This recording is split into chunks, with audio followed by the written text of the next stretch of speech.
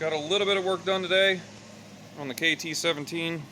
There's 3 shrouds here that were all coated in goo, completely soiled on the inside, and got them all cleaned up and all the crap out of there. They're especially packed into this area. This area here is kind of hard to clean. Same over here, a little bit difficult to clean. And then we fixed some of the tin work too. This guy here was all mangled, and they had been prying. Previous owner had been prying on this here, presumably to get to the starter gear. So we rolled that edge, made it happy again. There's some material missing there, but it's not a big deal.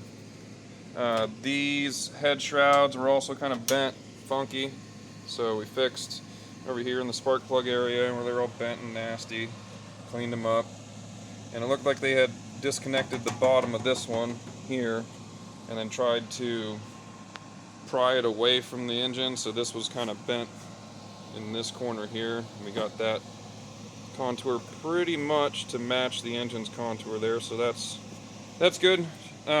Salvageable set of shrouds. They're not perfect, but they're salvageable.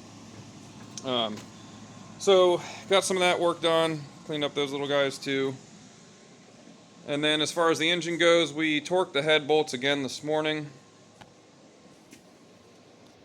Just went through, made sure that they were keeping their torque. They were a little bit out, maybe a couple pounds out, not bad, but a couple heat cycles and then a retorque, and then a couple heat cycles and a retorque. I find it takes usually about 2 times before they, 2 complete hot, cool, and retorque cycles before they finally hold their torque.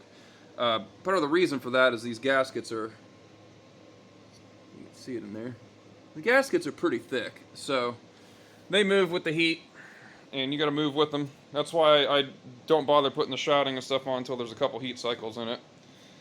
We also tested the charging system. I know this is just an ugly mess of everything, I know. Sorry, it's not pretty, but we hooked up the voltage regulator, cleaned it up, it was covered in goo.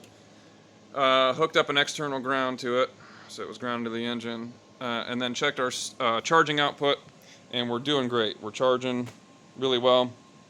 Oil pressure remains good. The other thing we did is put on some new exhaust clamps here that are less janky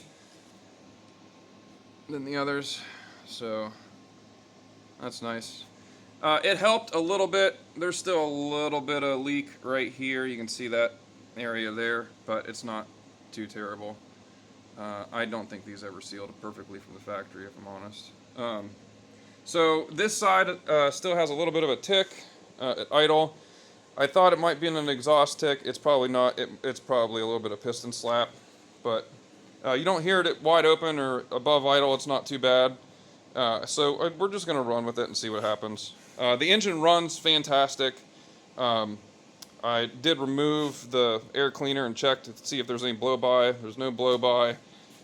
So it starts easy, it runs great, it charges good, it's got good oil pressure.